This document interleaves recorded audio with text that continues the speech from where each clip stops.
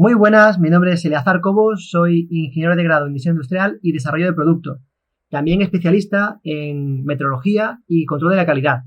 En este curso te estoy acompañando paso a paso a que te conviertas en un experto usando la herramienta SolidWorks MVD.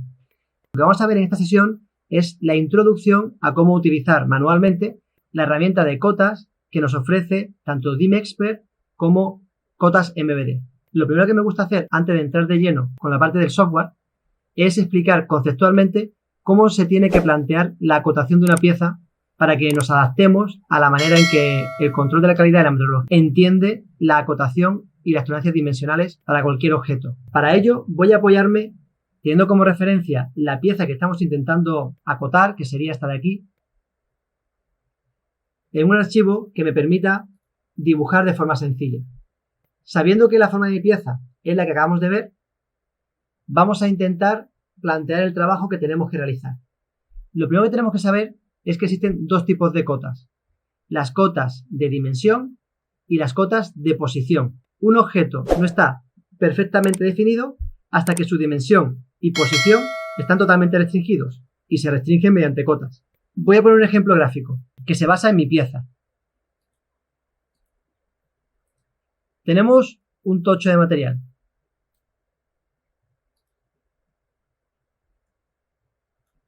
Lo primero que hay que hacer siempre es definir con respecto a qué cara quiero yo referenciar el resto de cotas de mi pieza. ¿Para qué? Para no incurrir en un error acumulativo de tolerancias de fabricación que son inherentes a cualquier proceso de construcción de piezas. Porque si yo no tuviese como referencia siempre el mismo plano, me sería muy difícil saber si la dimensión que estoy acotando tiene un valor distorsionado por la propia geometría del objeto que quiero acotar o por la acumulación de fallos en otras geometrías en la que me estoy apoyando. Por ejemplo, si yo quiero acotar un círculo, sabiendo que también tengo un taladro aquí, no es recomendable apoyarme en el centro de este círculo para acotar este tercero, porque este círculo a su vez, referenciado por ejemplo con respecto al datum base,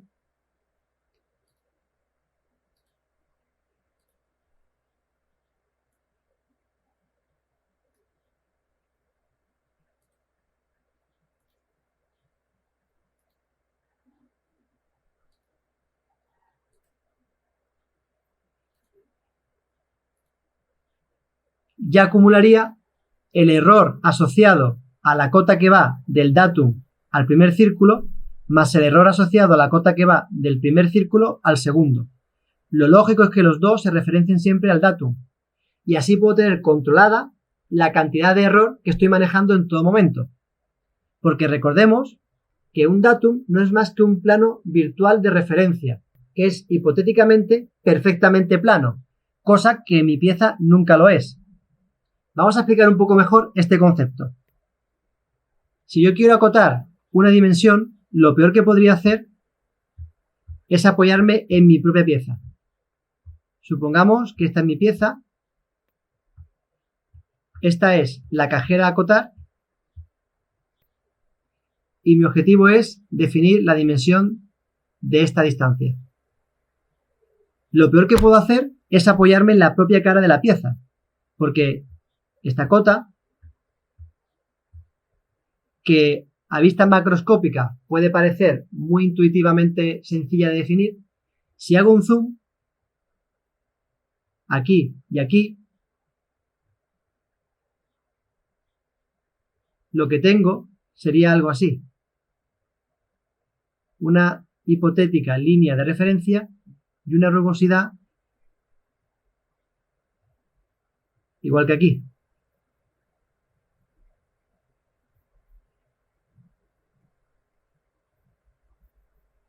Entonces, cuando yo digo de hacer una cota, ¿a qué punto me estoy refiriendo? ¿Y hasta qué punto quiero llegar? Lo mejor sería tener un plano que virtualmente sea perfecto,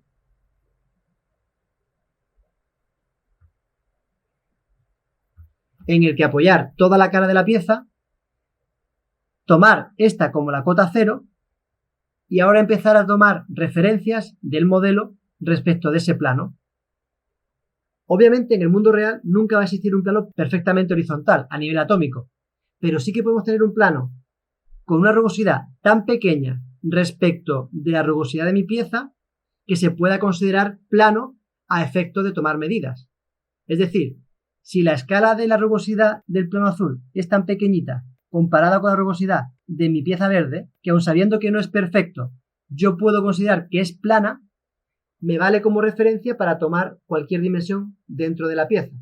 Y eso es lo que se hace en el mundo real. Se utiliza lo que son las mesas de medida, que no son más que piezas de mármol muy pesadas, totalmente pulidas, rectificadas, que tienen una tolerancia de fabricación tan perfecta con respecto a las piezas que normalmente salen de cualquier proceso de mecanizado dentro de la fábrica, que se pueden considerar que son datums, esto equivale al datum, perfectamente planos o perfectamente horizontales, verticales, como corresponda. Y respecto de este plano, que puedo tomar con cualquier palpador su medida cero, ya voy midiendo a qué distancia quedan según qué elementos. Pueden ser puntos, aristas, planos, etc. Entonces, esta primera aproximación a cómo debe plantearse la acotación se traduce en que siempre es importante tomar esos datos de referencia en mi modelo, que para mí es esta línea verde. Y recordemos que esta línea verde no es la cara de la pieza, es la cara de un elemento que está fuera, que es tan plano y tan perfecto que yo puedo considerarlo como una referencia absoluta a la escala en la que mi pieza se ha fabricado y lo que su rugosidad implícita conlleva. No quiere decir que el plano sea perfecto, pero sí que para la escala de la pieza es perfecto. Entonces lo voy a estirar un poquito más para no confundir.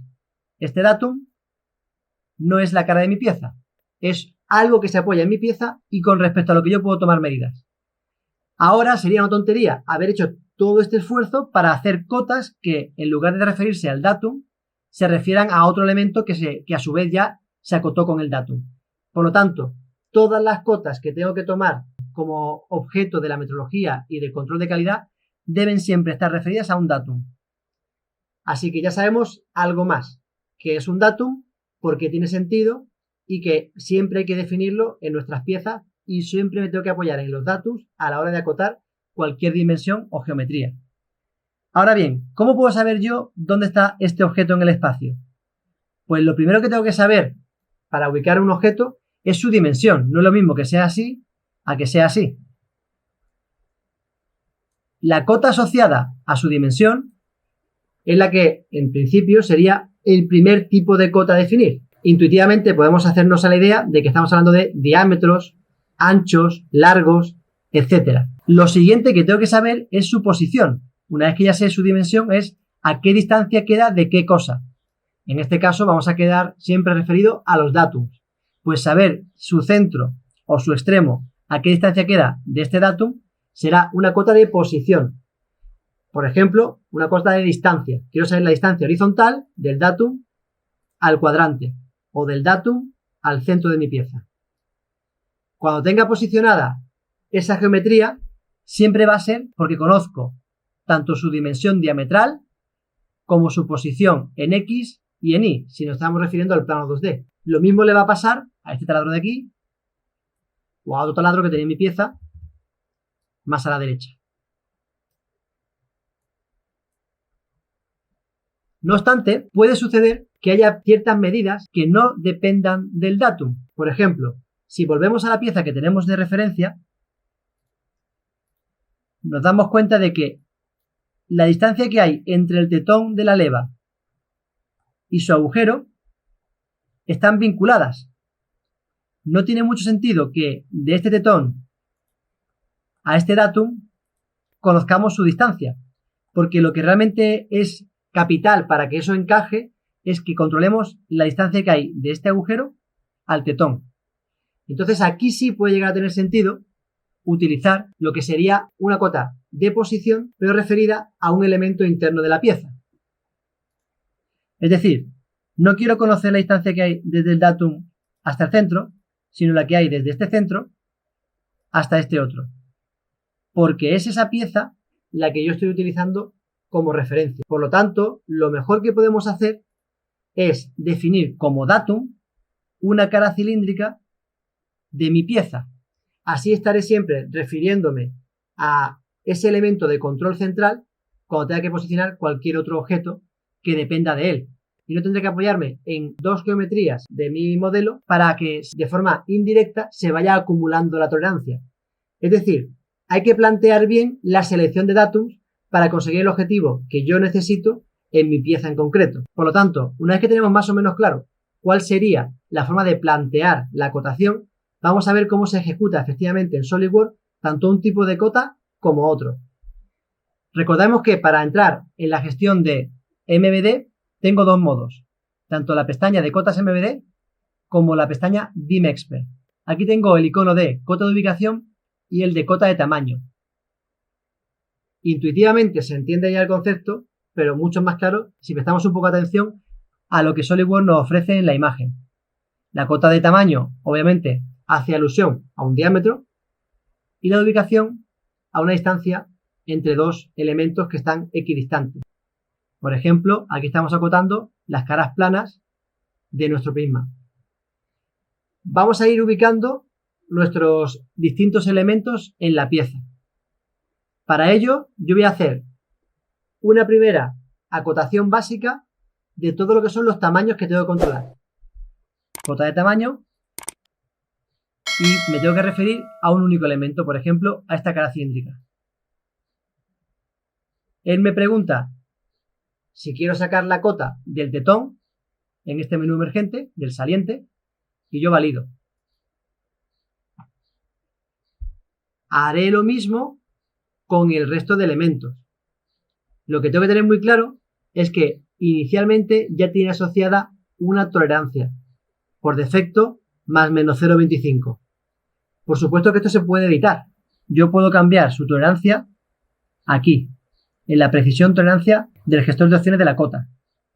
Pero no es algo que me interese ahora a corto plazo. Prefiero dejar por defecto este valor y seguir avanzando en lo que es el concepto general de acotación con SolidWorks MVD. Voy a validar y voy a hacer lo mismo con esta otra.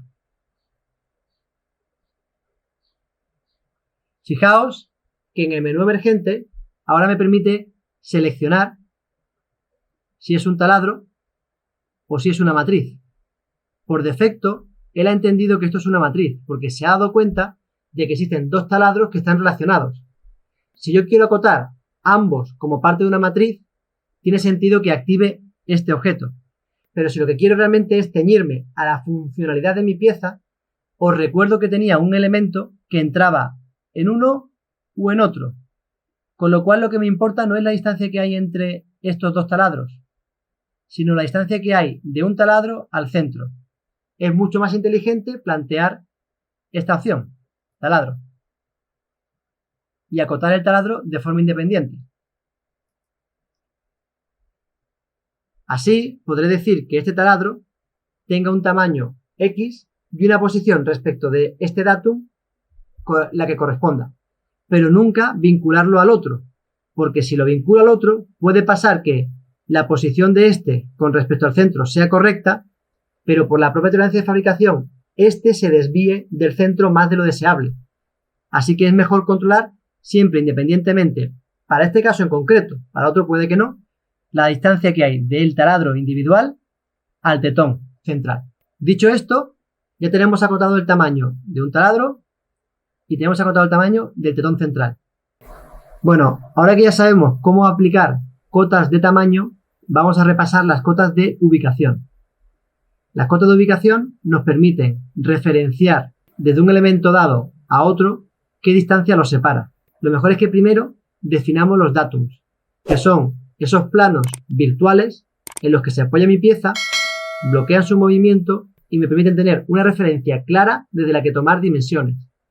Yo voy a elegir como datum o referencia esta cara. Una vez que tengo ya el datum seleccionado, voy a seleccionar también esta otra. Y con estos dos datums ya podría acotar a nivel bidimensional por completo mi pieza. Voy a dar una ubicación desde el datum A hasta el cilindro central. Aquí toma por defecto el centro de mi circunferencia. Pero recordad que cualquier cota en SolidWorks, en línea indicativa, puede elegir que vaya a mínimo, a máximo o a centro, como estaba por defecto. Se ilumina el eje, haciéndome notar que se está apoyando en una referencia virtual, un eje que no existía. Pero aquí tenemos nuestra cota determinada. Voy a terminar de editar la cota, validándola, y observando que ahora la tolerancia de fabricación es de más o menos 0,5, distinta a la del 0,25 que me ha puesto en el diámetro. Esto es porque el valor de tolerancia que tengo preconfigurado para un caso y otro es distinto. Por supuesto que se puede cambiar, tanto a nivel individual en cada cota, como de forma general. El lugar donde puedo acceder a las opciones de tolerancia asociada a cada una de las cotas que estoy aplicando es el gestor de opciones. Aquí, en propiedades de documento, DIMExpert, cota de tamaño y ubicación me van indicando para cada uno de los tipos de elementos que yo quiera acotar qué valor por defecto tiene asociado. 0,25, 0,50, 0,2, etc. Por el momento no voy a entrar a cambiar ningún valor de los que tengo aquí ya preconfigurados, pero sí que me ha parecido interesante señalar que en este menú es donde podéis acceder a esta información y donde posteriormente dedicaremos el tiempo necesario a ponerlo a gusto del consumidor. Vamos a aceptar y vamos a seguir acotando nuestra pieza. Obviamente, para posicionar este cilindro en el espacio, además de su tamaño y su posición vertical en Y, necesito su posición horizontal en X. Voy a darle a cota de ubicación, me apoyo en el datum y en el elemento a acotar.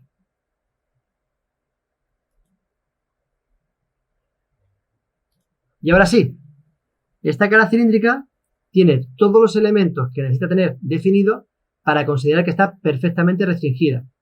Si hemos hecho bien el trabajo, debería colorearse de color verde, como vimos en el modelo cuando se utilizó la acotación automática.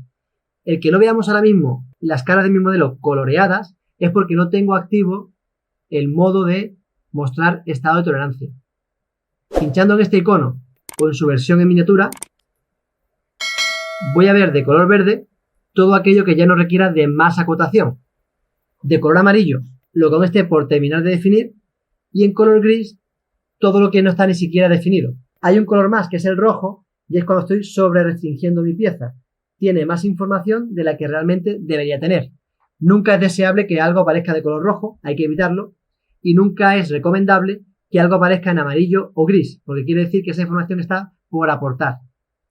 Entonces nuestro trabajo dentro de este módulo es llegar a conseguir que nuestra pieza se coloree perfectamente de verde.